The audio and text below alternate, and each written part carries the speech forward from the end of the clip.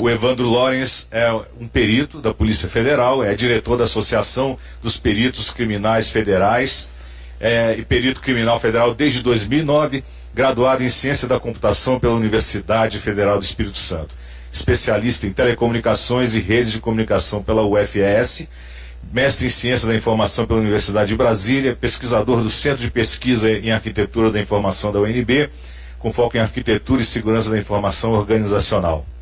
Atuou nas áreas de TI, Gestão e Segurança da Informação no Banestes, Caixa Econômica Federal e Banco Central do Brasil. Professor nos cursos de Ciência da Computação da UNB, Ciência da Engenharia Elétrica na Universidade Paulista e professor titular em plataforma EAD da ANP, Academia Nacional de Polícia. Evandro, muito bem-vindo, assuma o seu posto aqui.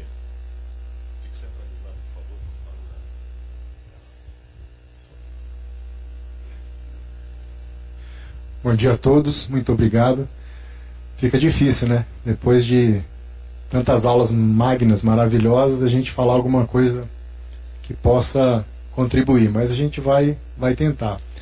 Eu queria recapitular um pouquinho das apresentações, né, do Dr. Gustavo. Eu queria parabenizar pela sobriedade em relação à abordagem jurídica desse assunto, porque hoje a gente vê uma loucura e vê coisas que a gente sabe que aonde vai dar, em lugar nenhum, né? Mas a abordagem dele foi muito preciosa do ponto de vista de maturidade. Então eu queria parabenizar e fico mais tranquilo com a palestra do Dr. Leonardo Moreira, que me disse que eu posso discordar de algumas coisas, né? Então eu já estou menos tenso, já vou. Por que discordar, né? Porque em alguns pontos, essencialmente, porque fake news, né, se a gente puder chamar de ciência, é uma ciência nova. O tratar do fake news, a abordagem das fake news pela ciência, né, a gente não tem muito aprofundamento ainda, são poucos os estudos maiores sobre fake news, melhores, de mais qualidade. Muita gente fala sobre isso, mas o que a ciência fala ainda não é uma coisa muito consistente. Bom, e também queria saudar, né, meu grande amigo Leonardo Cavalcante, esse maravilhoso repórter, investigativo, jornalista, e com uma carreira brilhante, e que me proporcionou essa oportunidade de estar aqui, porque nesse bate-papo a gente foi falando de várias coisas, e aí a gente meio que aprendeu muito, né, um com o outro.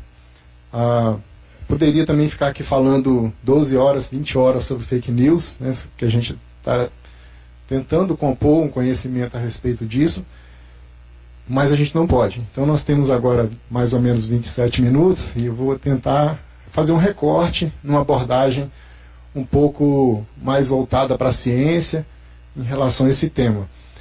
Só também a título de esclarecimento, eu não estou aqui representando a Polícia Federal. Apesar de ser perito criminal federal, a Polícia Federal tem um grupo, né, de trabalho sobre isso, de que eu não faço parte, né? Então a minha abordagem não vai ser uma abordagem policial federal, né? Só para a gente deixar isso bem tranquilo. Então, aqui, se eu ficar aqui, tá bem? Ou mais no centro mesmo? Tá bom. Porque eu gosto de ver lá também. Então, antes, né, eu estou aqui pela Associação Nacional dos Peritos Criminais Federais, é uma entidade representativa de classe, de âmbito nacional, de caráter eminentemente assistencial, cultural, sem fins lucrativos. Fundada em 10 de março de 89, fez 29 aninhos essa semana passada, retrasada, e está sediada aqui. Tem representação em 27 unidades da federação, por meio das diretorias regionais, e conta atualmente com mais de 1.000 associados. Sua principal missão é defender a atividade da criminalística no âmbito federal, resguardando sua isenção e qualidade com fins da obtenção da justiça. Queria também fazer um comercial, só gastando meu tempo, depois reclamo que não tem tempo, né? É sobre o nosso evento, a Interforense, que é uma conferência internacional de ciências forenses, um evento gigantesco, maravilhoso.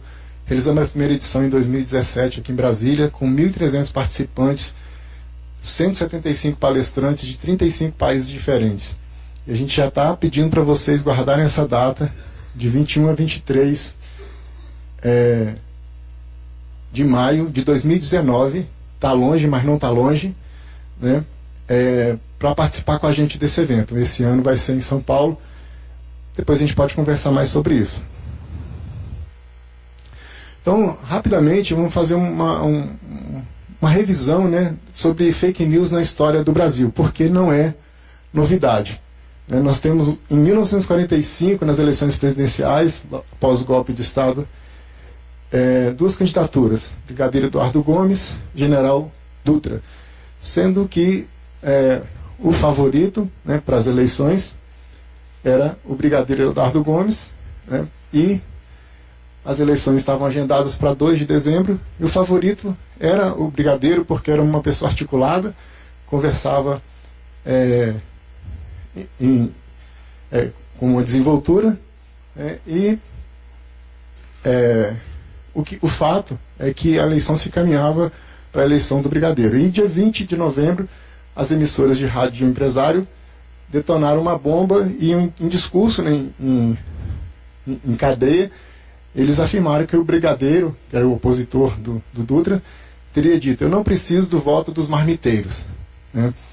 E dia 21 de novembro, aí foi aquele alvoroço, né, porque isso era uma cadeia, uma rede de rádios. E no dia 21 de novembro, o Eduardo Gomes, o Brigadeiro, foi perguntado: e aí, que história é essa?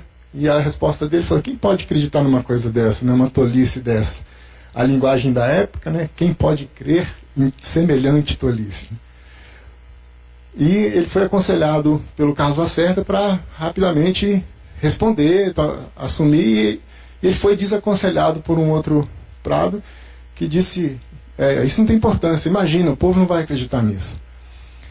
Dias seguintes houve contra-ataque dos aliados, a imprensa também, que estava em defesa do Brigadeiro, fez um esforço, mas ele não se manifestou. No finzinho de novembro, véspera da eleição, Getúlio Vargas, que tinha sido deposto, né, do cargo e apoiava o Dutra, ele firmou, né, a frase, né, que ficou famosa. Ele disse. Essa frase repercutiu, né, e o resultado da eleição foi que uma lavada, né, como a gente disse, né, 2 milhões de votos para o favorito, 3 milhões e 300 mil votos para o segundo, para aquele que não era o favorito. E aí a gente fica: então funcionou, né? Talvez, né? Bom, ainda rapidamente, em 1960, os adversários de Carlos Lacerda disseminaram a informação de que ele fecharia as escolas públicas. E ele ganhou a eleição, né, isso não afetou a eleição dele. Ele foi eleito e em 5 anos ele construiu centenas de escolas. Em 89, na campanha presidencial, partidários de Collor disseminaram o boato de que, se vencesse, Lula obrigaria todas as famílias a cederem 1/4 das suas residências para grupos de sem terra morarem, e que garfaria a sagrada poupança dos brasileiros. Isso é verdade, porque eu vi isso, né? Collor ganhou e a primeira medida foi bloquear os depósitos bancários. Mais fake news impossível, né? Boa, né? Em 96, César Maia lançou o Conde para concorrer à sucessão no Rio, e ele tinha um oponente razoável, que é Sérgio Cabral Filho, ele mesmo, né? César contratou mais de uma centena de pessoas em dinheiro para espalhar no centro da cidade, na região de movimento do centro do Rio, de que o Cabral desistia da eleição. Com esse rumor, passados alguns dias, o Sérgio Cabral teve que desmentir, né? Não, eu vou continuar. Mas aí a anemia já levou a óbito, né? Ele perdeu a eleição. Bom, então esse cenário brasileiro mostra para nós que fake news não é novidade, né? Fake news nas eleições não é novidade. Rapidamente também sobre as eleições americanas, que foi, como muito bem disse aqui o Leonardo Cavalcante, foi estopim para que a gente passasse a olhar com mais seriedade para esse assunto, porque antes isso era quase que zoeira, né? Aquele sem noção fez isso, né? Divulgou a notícia falsa, e passou-se a olhar a partir dessa eleição, a partir de uma suspeita aí acusação até de que houve influência russa nas eleições.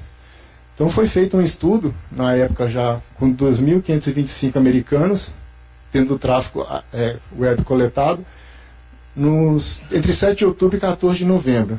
A eleição lá, dia 15 de novembro, se não me engano. E era um monitoramento passivo que verificava só os sites que eles estavam frequentando. Então, desses 2.000 americanos, 27% visitaram algum site contendo fake news política. 2,6% dos artigos políticos publicados eram fake news. Isso baseado numa base que foi construída de 156 fake news reconhecidas. Então esse número pode ser muito maior, mas esse número é contra uma base lá já catalogada. E o que se observou com muito vigor nessa pesquisa é a questão da exposição seletiva.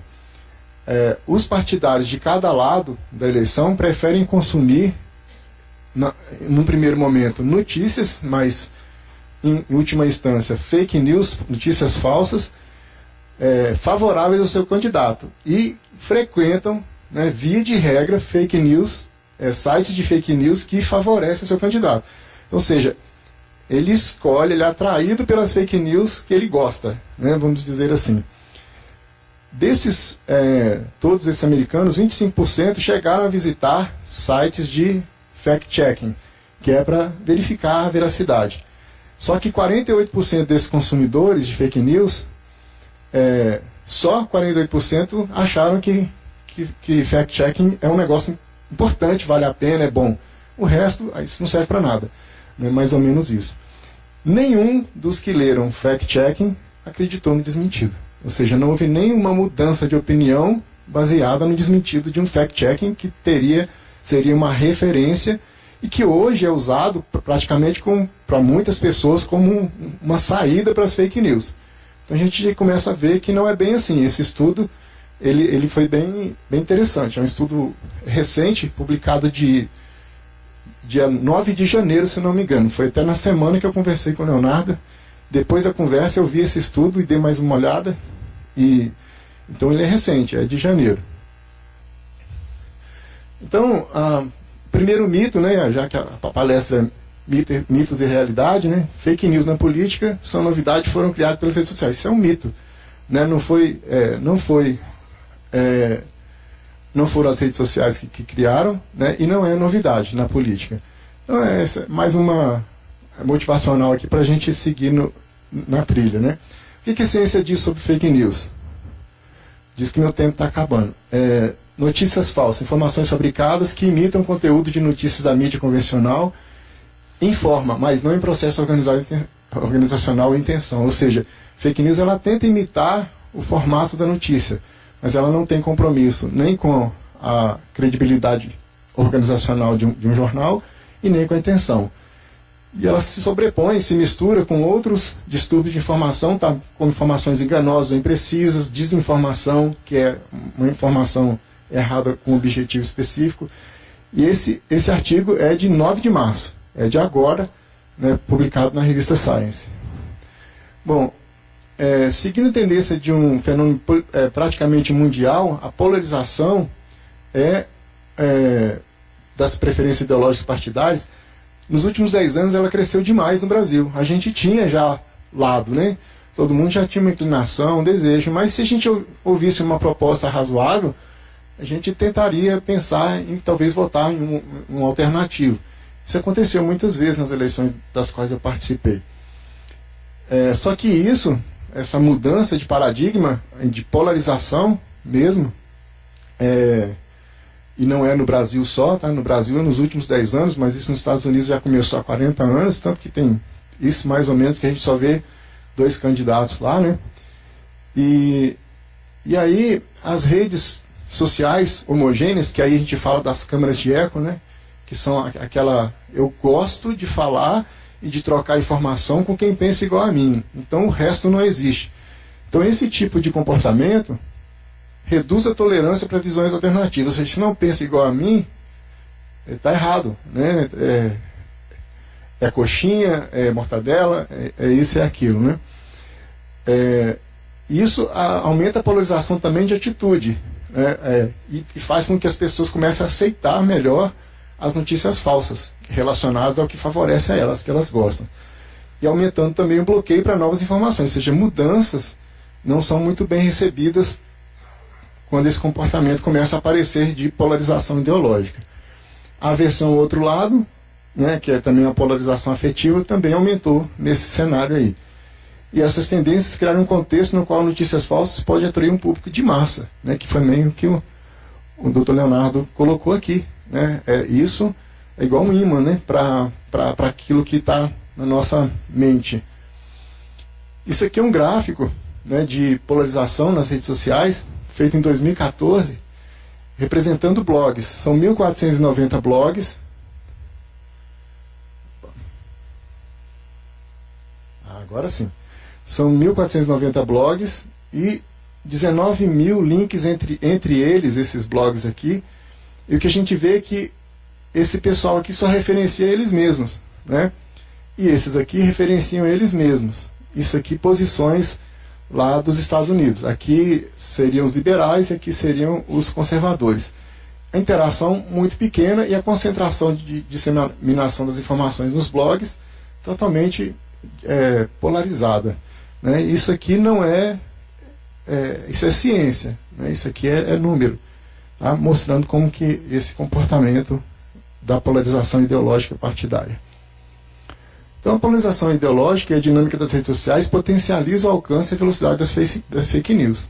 Então, esse modelo de rede social, em que o provedor de conteúdo, para você ficar mais tempo lá, te direciona só para as coisas que você gosta, para as coisas que você tem relação, ele leva a isso, né? Também, e a facilidade de se você levar fake news usando redes sociais e de uma forma muito eficiente. Então isso é real. Sobre prevalência, né? Quão comum é a notícia falsa? Ou seja, quanto de notícia falsa a gente recebe nas redes sociais diariamente? Então, um estudo para avaliar essa disseminação estimou que o americano médio encontrou entre 1 e 3 notícias falsas durante o mês anterior das eleições de 2016, lá. Então, de 156 histórias, aquele mesmo estudo, cada americano que abriu a internet, uma rede social, ele encontrou entre 1 e 3 notícias falsas. Ninguém escapou, né, de receber uma notícia falsa. Outro estudo sugere que no Twitter, informações falsas normalmente são retuitadas por muito mais pessoas e muito mais rapidamente do que informações verdadeiras, especialmente quando o tópico é político. Ou seja, a notícia falsa, ela tem o poder, e aí o Dr. Leonardo falou aqui pra gente, né, de impulsionar o repasse, né, o compartilhamento. Um pouquinho sobre robôs, a contribuição dos robôs. Por uma estimativa recente, entre 9% e 15% das contas do Twitter são robôs, né? São bots, como bots sociais, né? O Facebook, o próprio Facebook, sem mostrar como, ele estima que 60 milhões de bots podem estar infestando sua plataforma. Esses caras participaram da disseminação de fake news nas eleições de 2016 e alguns desses foram reconhecidos também na campanha da França de 2017, presidencial. Tudo bem, a gente sabe que o robô existe. Agora, para mim, né, que sou da área, um fato que me incomoda é que os bots estão programados para influenciar, né, aqueles algoritmos de relação de influência e de envolvimento que existe nas redes. Então, quando você vai navegando e frequentando, ele vai coletando aquilo e vai te dizendo qual o envolvimento de uma massa de pessoas em relação àquilo, e é mais ou menos essa construção que ele faz.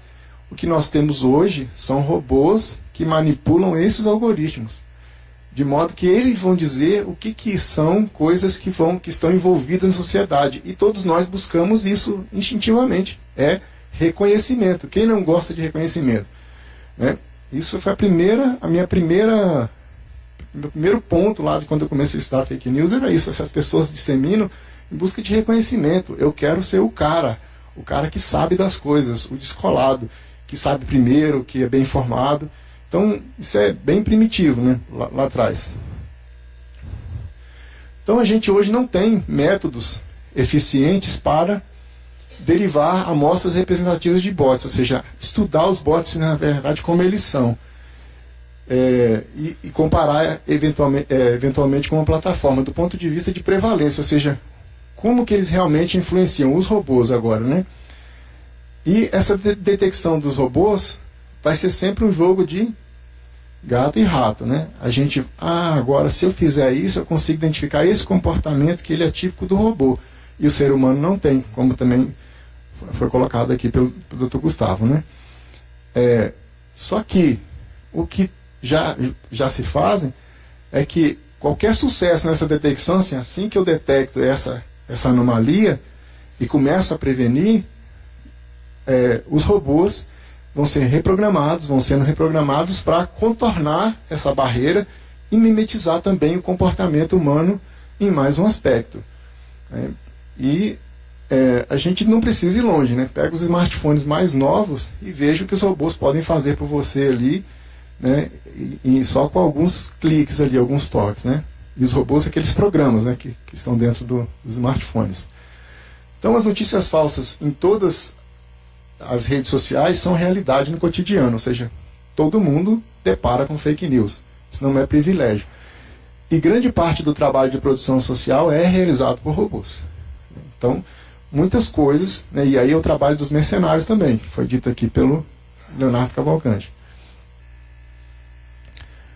As notícias falsas, assim como as verdadeiras, elas viralizam, né? Algumas notícias viralizam, especialmente notícias negativas, né? E aí a gente volta lá no tempo da minha avó, que era notícia ruim, chega a cavalo, né? Só que agora a gente tem que repaginar para fake news viajam a fibra ótica, né? Fica mais contemporâneo, né? E um aspecto importante também, exato. E aí a gente precisa avaliar nessa questão, nesse contexto de fake news, que é ler a notícia falsa versus ser afetado por ela. Porque às vezes a gente nem acredita na notícia falsa, mas ela não atinge a gente. Por quê? Por conceitos anteriores, por uma formação específica, pela análise crítica das coisas, por saber, não, aqui tem um viésinho, né? Esse pessoal que escreveu aqui, ele tem lado, né? Aliás, isso é uma das coisas que a gente conversou, né? Todo mundo tem lado, né? Não adianta a gente achar que, não, eu sou isento. O ideal é que fosse isento, mas ninguém é isento. E aí, nessa questão de ser afetado, entra uma coisa que todos os palestrantes anteriores falaram aqui, né? Que é o endosso de uma notícia que você recebe. Ou seja, quem carimbou aquela notícia antes para você é alguém que é uma referência para você, ou não. Se não for uma referência, se for alguém do outro lado, assim, olha só, fake news, né? Se for do seu lado, eu sabia, isso aqui estava na cara, né? E antes de terminar o cara, estava na cara, já passou, já compartilhou e já deu like com o coraçãozinho, que é mais bonitinho, né? E assim por diante. Além dos impactos eleitorais, e também foi falado aqui, as fake news têm influências em várias outras áreas, né? E isso pode afetar, né, a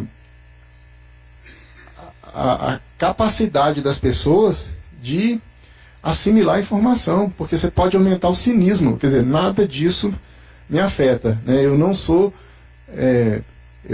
portador de fake news porque nada me afeta. Então você tem aí como efeito, talvez colateral, aumento do cinismo e da apatia, né? Você não quer nem analisar, você simplesmente ignora qualquer informação que chega, porque ela pode ser uma fake news. Isso também é um problema. A gente pensa que não, mas cientificamente isso tem valor. Além disso, o encorajamento ao extremismo. Isso a gente já está vendo, né? Só pesquisa rápida, né? Quantos aqui perderam amigo na última eleição? Pelo menos um amigo. Ninguém? Eu? Tem que ser sincero, né? Eu perdi uma meia dúzia, né? Mas depois a gente tenta recuperar, toma umazinha junto, tal, vai pro clube, né? Joga tênis, faz alguma coisa junto. E, na minha opinião, e isso é opinião, né, baseado no que a gente vê das pesquisas que já foram feitas, que fake news não decidem eleições. Fake news... E aí... Isso, que é agora, né, ó. Fake news em redes sociais influenciam leitores em medida menor do que parece e essencialmente consolidam pontos de vista pré-determinados dos seus consumidores. Por aquela questão que eu falei, né? Todo mundo já tem ali o que gosta de ver, né? Então ele consolida, as fake news vão consolidando isso aí. Mas a decisão pela eleição, ela tem influência, verdade. Mas ela não é decisiva como a gente tem medo que ela seja. Isso não é consolo, não, né? Alguém me perguntou, vem cá, hoje mesmo de manhã, se está 49,5 a 49,4 a eleição, não é fake news que vai decidir? Eu acredito que as fake news vêm no momento anterior.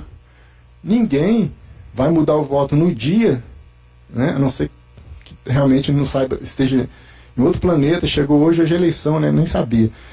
E aí, mas as pessoas já escolheram, né? A fake news, ela vai... isso é fake news. Não, isso aqui é verdade, é do meu candidato. Então, eu acho, né? Eu acho mesmo, porque a gente não tem evidência científica disso, tá? Então, só para deixar claro, eu acho, é opinião, mas não tem nada que comprove que alguma eleição foi decidida por fake news. Que o dia que tiver, eu quero fazer parte desse estudo, eu quero estar junto, tá? Então essa aqui é a parte mais polêmica da questão da discórdia aí, que eu falei mais cedo, né? Que eu fui salvo pelo Dr. Leonardo. E agora vamos falar rapidamente, para encerrar, né, das intervenções. O que pode ser feito, então, em relação às fake news, em termos lato, em termos mais amplos, né? Em termos também práticos, mais objetivos. Então a primeira é a checagem de fatos, que é o que eu falei aqui, talvez seja a forma mais popular hoje de você tentar se resolver pessoalmente com fake news. E não vou ficar explicando o que é checagem de fatos, mas ela pode ter efeitos colaterais, né? Essa checagem, ela pode incluir, voluntária ou involuntariamente, tendências na cognição coletiva, mudanças estruturais nas relações sociais. Por quê? As pessoas podem, né, questionar a credibilidade da informação apenas em situações de conflito com suas concepções. E elas já fazem um alinhamento das crenças com os valores da comunidade. Então, a eficiência da checagem de fatos, ela pode esbarrar nessas coisas aí, né? Na questão de que nós realmente só vamos checar a informação quando ela, de alguma forma, nos atinge. Então eu não vou tornar isso uma prática, que seria o ideal, né, para toda a informação que eu recebo. E também dá um trabalho danado, né? Então a gente não gosta de trabalho. Como também já foi dito aqui, né? Mudar é difícil, né? Mudar a forma de trabalhar, de ver as coisas é difícil. Pessoas preferem informações que confirmam suas atitudes pré-existentes, que é a exposição seletiva, que a gente já falou. As convicções políticas anteriores podem impedir a aceitação de verificação de uma notícia falsa. Ou seja, o que aconteceu lá naquele estudo americano. A pessoa checou a notícia, mas não mudou porque a notícia era falsa. Ele continua acreditando naquilo. Pessoas tendem a lembrar das informações. Isso aqui é importante, né? É uma coisa que a gente não percebe. Tendem a lembrar das informações ou de como elas se sentem em relação a essas informações, mas elas ignoram o contexto. Ou seja, uma coisa que me fez mal, né? Eu comi uma melancia inteira quando era criança, né? E eu não me lembro aonde nem quando, mas eu lembro que me fez mal e nunca mais eu comi melancia. Então a gente lembra do fato, lembra do como a gente se sente em relação a ele, mas não lembra do contexto e nem analisa. Então, para mim, né, se lá atrás um candidato de um determinado partido tomou uma medida que me prejudicou, que eu fui demitido, ou perdi a função por causa dela, acabou. Nunca mais, não. Esse aí é daquele pessoal lá que fez isso comigo. E não precisa falar, não. Isso é sentimento, né? E o sentimento interfere nas nossas decisões. Embora algumas pesquisas confirmem que a percepção da verdade aumenta quando a desinformação é repetida, que é aquela história de uma mentira 1000 vezes falada é verdade, né? Isso pode não ocorrer se a desinformação for acompanhada de uma retratação válida. Ou seja, por mais que uma mentira seja repetida, na medida que a retratação ocorre, né, ela desmonta essa possibilidade de se tornar verdade. É por isso que seria muito importante, e aqui um pouco de humildade, né, das autoridades que carregam um crachá gigante e que vão para a rede social propagar fake news involuntariamente. Eu não duvido que a desembargadora foi de propósito. Não, eu sei que é mentira, mas eu vou repassar. Eu duvido. Foi no impulso, foi no sentimento, né, na posição ideológica dela. Assim como o deputado que a gente já conhece, né? Ele não é nosso, mas ele é da área aqui, a gente sabe como funciona, como ele trabalha, né? Não é a crítica, é o jeito dele, e tá lá é porque alguém acredita no que ele faz, né? Ainda nessa linha de capacitar os indivíduos, a gente tem que trabalhar com educação para melhorar a avaliação individual da qualidade das fontes de informação. Esforço para injetar essa habilidade nas escolas primárias e secundárias. Isso já está sendo feito em alguns países, tá? Mas a notícia boa é que, ainda bem, né? Uma hora chega aqui. A notícia ruim é que a eficácia desse negócio é incerta. Ninguém sabe se esse negócio permanece, né? Você forma a consciência, você não sabe se é efetivo essa formação de consciência, com muitas coisas que são ensinadas para nós na escola, a gente descarta, né? Então não se sabe se isso é eficiente, essa tentativa de melhorar a parte crítica, e nem sabe se isso permanece, ou seja, se a pessoa se conscientizou, se o meio em que ela vive, os grupos em que ela frequenta, se eles não vão, de uma certa forma, diminuir essa capacidade, né? E aí aquele efeito colateral que a gente já comentou, né? Reduzir não intencionalmente a percepção de credibilidade em relação aos agentes de informação real. Ou seja, não acredita em mais nada, né? Na escola me mostraram que muitas coisas que eu acreditei era fake news, então agora eu não acredito em mais nada. Então, aí entra em xeque, né, em choque também com os meios tradicionais de informação que precisam também trabalhar nesse negócio, né? Não é, a gente vai ver aqui que é tudo multidisciplinar. Não tem papel para uma pessoa, para uma entidade, para uma instituição. Todo mundo está enrolado, né? E outra questão, a necessidade de avaliação científica rigorosa dos programas de intervenções educacionais. Não é ir para lá, ensinar o menino, você tem que aprender a pensar, menino, né? Tem que ter ciência. Com ciência você consegue isso aí. A gente fala muito de ciência, que perito trabalha pela ciência, né? Justiça pela ciência. Esse é o tema da nossa associação. Já foi, né? Educação, tem mais uns minutinhos para terminar? Tá.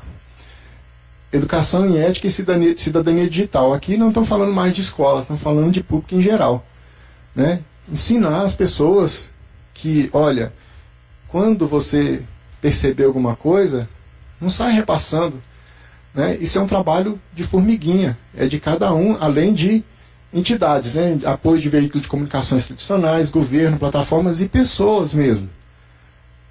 Eu trabalho nisso nos grupos da família, né? Minha mãe me manda mensagem falsa toda hora. Mãe. Aí eu comecei a assumir papel de checador de notícia falsa lá, e aí agora eu recebo umas 4 por dia de vários grupos, né, de várias pessoas. Veio para mim que se for quente, eu vou compartilhar. Então, mas é um trabalho que tem que ser feito, né? Todo mundo que tem essa consciência precisa ajudar nisso aí, ensinar as pessoas, né? E eu tento ensinar as pessoas a avaliarem criticamente, e não só dar a resposta, né? Porque dar a resposta o Google dá também. Esse aqui é mais alto nível, é mais grave e mais difícil, mas também tem jeito, né? Que é trabalho em cima das plataformas, trabalhando em algoritmos e robôs. Porque a internet ela não só oferece um meio para publicar notícias falsas, mas também ferramentas para promover e turbinar essas notícias, né? Não todo mundo aqui publica qualquer coisa e vai lá e põe R$10 no Facebook, aquilo escolhe a categoria. Eu quero que isso vá para pessoas com formação superior na área tal, que morem na região tal. Quem nunca fez isso aqui, experimenta. Posta qualquer coisa e entra lá no Google e tenta impulsionar, que eles chamam. Né? Você escolhe para quem você quer entregar aquilo, né? Que não é da sua relação, do seu grupo, mas é daquele grupo de interesse. Então ele oferece essas ferramentas. né? O Facebook, por exemplo, foi fonte dominante de notícias falsas em redes sociais na eleição dos Estados Unidos. 47%, né, das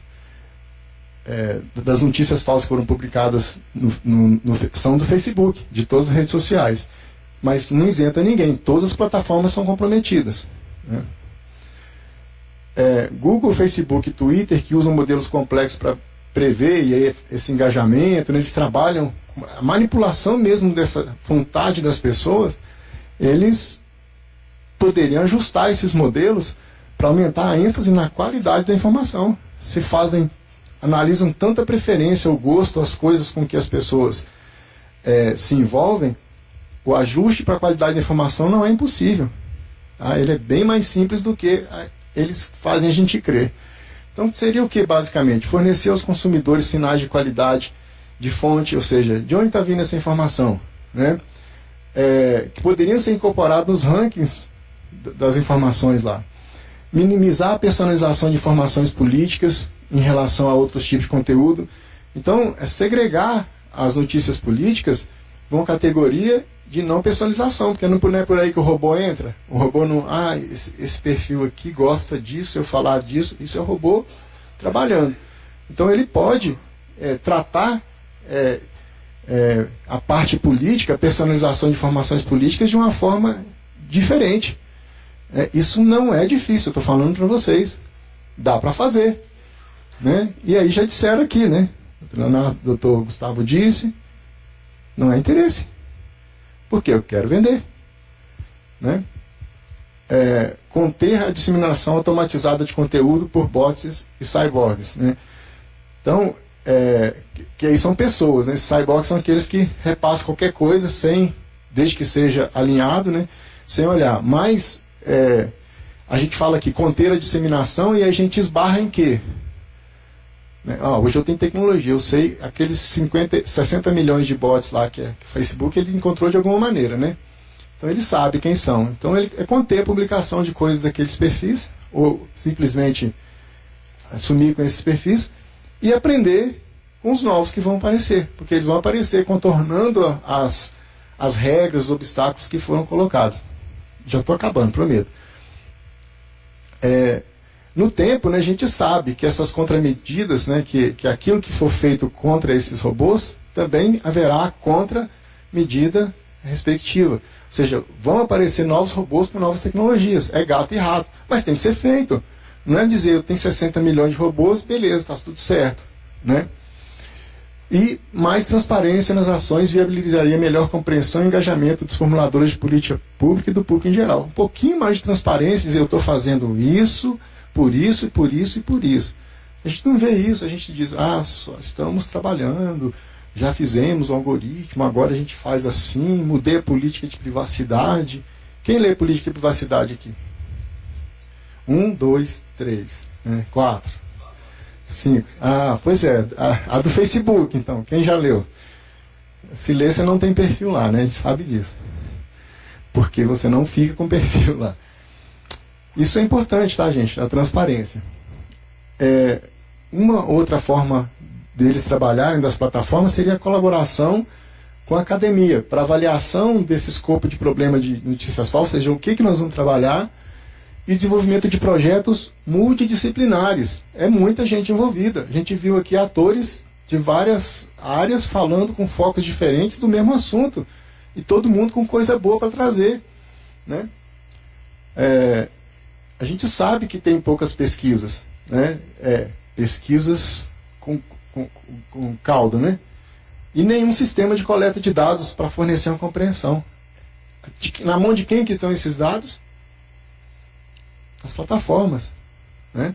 Então, tinha que haver um alinhamento aí com a academia para estudar isso aí e ver o que dá para fazer. E uma auditoria rigorosa e contínua na filtragem dessas informações. Isso é transparência, né? Não tem nada de errado em alguém que usa o seu perfil para vender para você, de ser transparente com relação a essas coisas. Tá? a gente sabe que não é tão simples assim, né? Ah, Lawrence viajou, né? Isso aí não é bem assim que funciona. Eu sei. Mas a gente tem que pensar na responsabilidade social e ética desses caras que estão ganhando trilhões de dólares usando as nossas informações para vender os anúncios lá, por exemplo. Né? Então não dá para fugir disso, não dá para dizer, eu entro porque eu quero. Né? Então não pode, a plataforma não pode ser responsabilizada. Pode, ela deve. E esse é praticamente o final aqui. Né? Se essas políticas, né, baseadas em plataformas, se elas evoluírem, a gente ainda tem uma outra situação, né, que seria a regulamentação, que se for pelo governo tem risco, né, risco de quê? É um tema sensível, não é um tema fácil de legislar, de trabalhar em cima, porque sempre tem muitos interesses, muitas forças trabalhando. Poderia haver autorregulação, que tem que manter e parecer manter imparcialidade, e aí difícil, porque todo mundo tem lado, né? Não tem solução fácil. E esses requisitos de controle precisam de ser muito bem trabalhados. E ainda tem preocupação com censura, né? Ou governamental ou organizacional, quando entram alguma questão de, não, isso aqui a gente não vai mostrar porque tem viés político. Não, mas está me censurando, eu quero ver, eu gosto disso. Já foi dito também aqui mais cedo. Uma coisa interessante, e aí o Dr. Gustavo pode até depois discordar, né? É a corresponsabilização judicial das plataformas por danos causados a pessoas, direta ou concretamente, pela propagação de notícias manifestamente falsas, como forma de pressionar as plataformas a intervir com mais regularidade. Ou seja, faz ele pagar a parte da conta. E como ele é grande, paga uma conta grande.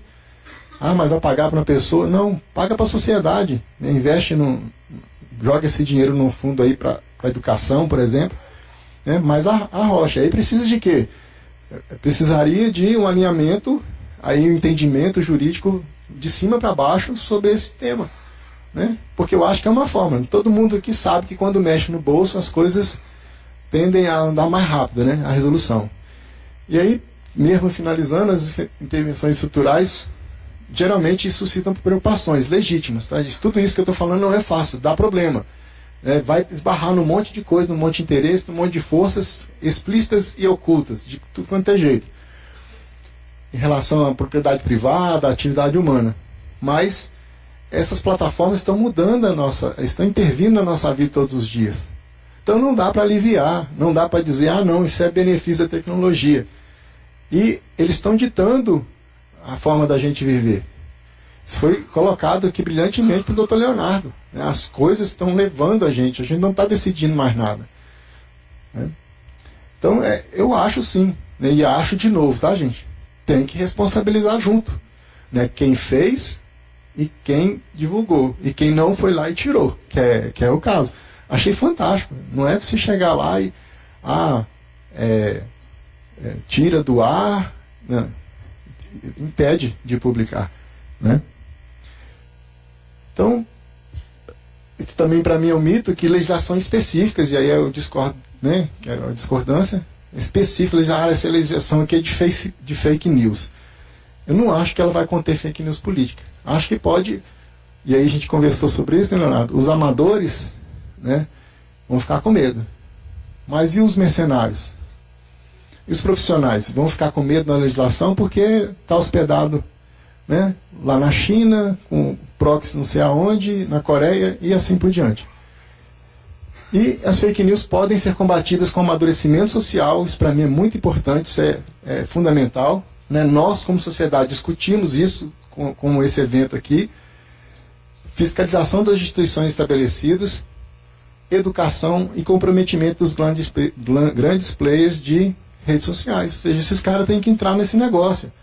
O Google ontem, ele lançou uma plataforma de apoio à imprensa, chama Google News alguma coisa lá, que é a evolução daquela plataforma Google News que a gente vai lá e cadastra, eu quero receber notícias de fake news. E já vai recebendo. É uma evolução disso, é um ambiente todo voltado para a atividade jornalística. Né? Foi lançado ontem isso, depois vocês podem dar uma olhada. O site em português não estava nem no ar ontem à noite, tá? Mas o site em inglês já estava. É coisa recente. Mas isso é muito pouco. A gente precisa de mais, a gente precisa desses caras juntos. Né? E as referências, esse aqui é o primeiro artigo, aquele de janeiro, lá do estudo das eleições presidenciais. O segundo artigo, que é de 9 de março, é da revista Science 359. E aquela parte histórica lá é uma matéria muito boa da Intercept Brasil, que as fake news já influenciavam eleições brasileiras em 1945. Muito obrigado, desculpe aí ter passado da hora, muito. Muito obrigado, professor.